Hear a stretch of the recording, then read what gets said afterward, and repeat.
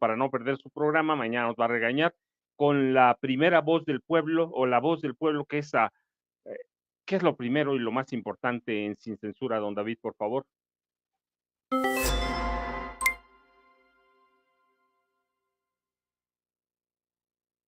Queridos amigos de Sin Censura, su amigo el doctor Oscar González Flores, experto en neurociencias. El día de antier, al ver el debate, la candidata Xóchitl Gálvez mencionó que en una revista muy prestigiada, que es la The Lancet, mostraba los datos que había habido sobre la pandemia y acusaba del mal manejo que había tenido López-Gatell sobre esta pandemia. Me di a la labor de buscar esa revista y ese artículo y encontré 3 artículos que les quiero mostrar, sobre todo para mostrarles, para que vean ustedes realmente cómo es que esta mujer miente como respira. Encontré uno, quizás lo vean ustedes al revés. Este, que es uno de los que se han al menos publicado. Este es del año 2022. Y en este habla principalmente que el exceso de la mortalidad es no solamente por el COVID, sino por las morbilidades que la gente tiene, como enfermedades cardíacas, la diabetes, la isquemia, hipertensión, etcétera.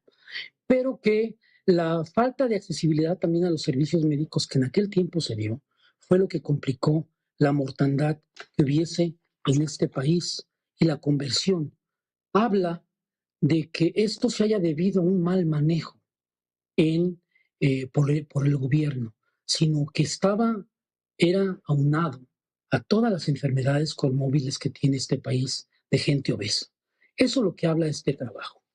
En un siguiente trabajo publicado en la misma revista de Lancet del año pasado,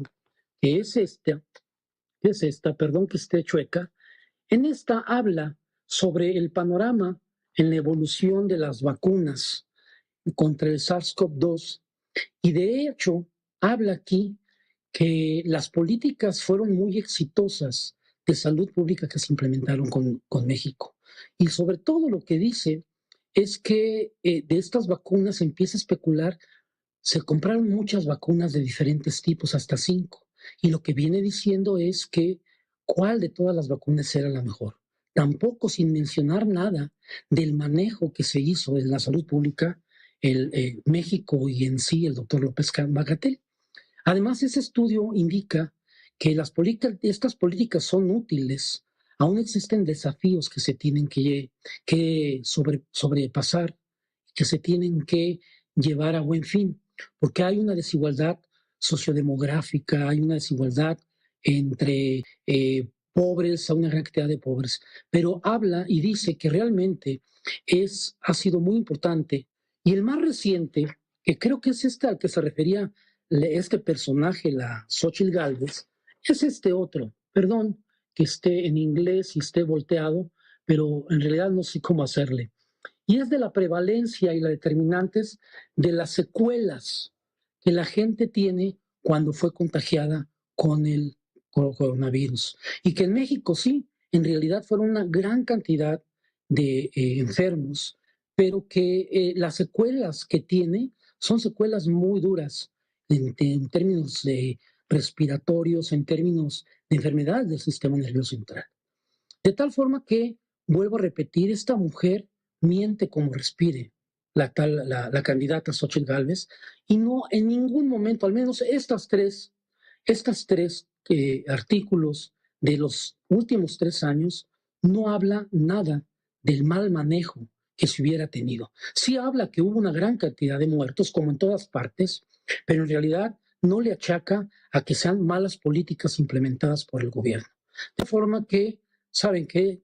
Cada vez que esta mujer hable, tomémoslo con mucha reserva, porque realmente miente mucho. Gracias, pero mire, déjeme decir al señor González, tiene mucha razón. Primero, en lo de Xóchitl Gálvez, es una mentirosa patológica, sí, claro, desde el principio.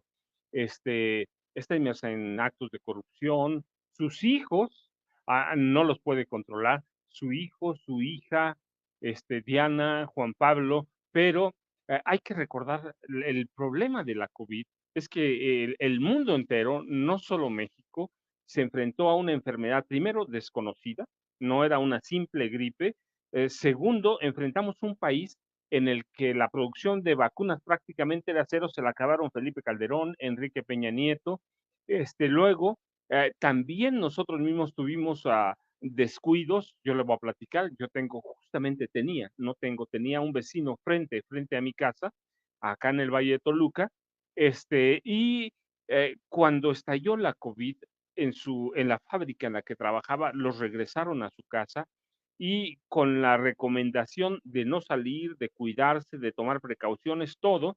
Y yo recuerdo a mi vecino que andaba prácticamente por todo el pueblo como si nada, a pesar de las recomendaciones, a pesar de que en su casa había ah, habido enfermos de COVID, pero el señor andaba a todos lados, así que fue de los primeros, con mucha pena lo digo, que murió.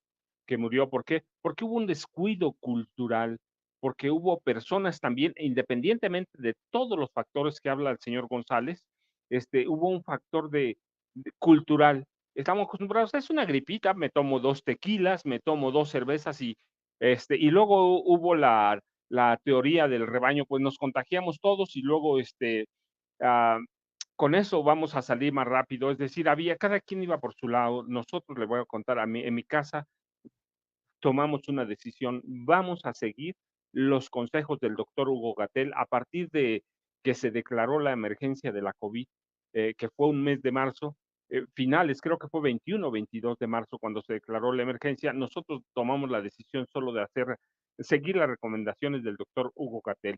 Hubo miles de muertos, decenas de miles, sí, en todo el mundo, pero la COVID tiene otro problema más grave, un problema político. Es decir, en la oposición hay un odio eh, sin bases, infundado, contra el presidente Andrés Manuel López Obrador. Así que eso hace más complejo todavía, o hizo más complejo, eh, atender esta situación. Así que cada quien va por un lado, pero el problema es que se convirtió la COVID en un problema político. En el resto, o en la mayoría de los países, incluida la oposición, apoyó a sus gobiernos, colaboró, pero en México no. En México no. Hay un odio gratuito contra el presidente López Obrador. No importa qué tan bien lo esté haciendo. Eh, por ejemplo, el manejo económico es la primera vez, yo lo he dicho, la primera vez en la historia reciente, a partir de diciembre de 1946, que tenemos una revaluación del peso. Es la primera vez que no tenemos una crisis sexenal, pero lo van a atacar por todo y eso hay que entenderlo. Tenemos una oposición que está desesperada, que por décadas, o a partir de 1946, como lo digo, diciembre 46, se aprovechó, vio al país como un botín, lo tuvo como un botín, eh, abusaron, saquearon el país. Yo recuerdo un caso, por ejemplo, de un gobernador de Tamaulipas que le documentaron en la época de José López Portillo el robo de $1,000 millones cuando empezaron a pedir prestado al extranjero. Así que el doctor Emilio Martínez Manatú le documentaron de veras $1,000 millones y no le hicieron nada, pero son muchos casos. El mismo José López Portillo, Luis Echeverría, Miguel Alemán Valdés. Sí, este país, la oposición tomó a este país y al gobierno en especial como un botín personal, como un botín primero para los hijos de la familia, de la gran familia revolucionaria. Así que México se convirtió en un botín y todo eso ocasionó que cuando vino y se decretó la epidemia y pandemia de la COVID, pues tuvimos problemas más severos y que fueron afectados también por otras enfermedades. Yo conozco y conocí gente que tenía diabetes y jamás se cuidó. Yo tuve una hija que enfermó de COVID.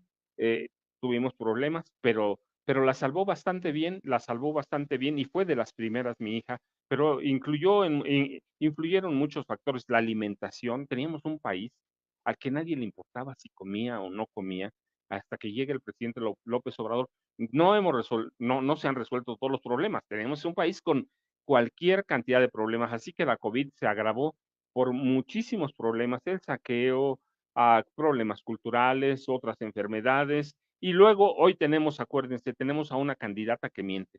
una candidata presidencial opositora que va a mentir siempre, está acostumbrada a mentir en todo. Así que, pues así tenemos que tomarlo y así tenemos que entenderlo y tenemos que cobrarlo cuando el próximo domingo 2 de junio en las urnas. Así que para allá vamos. Y don David, creo que teníamos por ahí también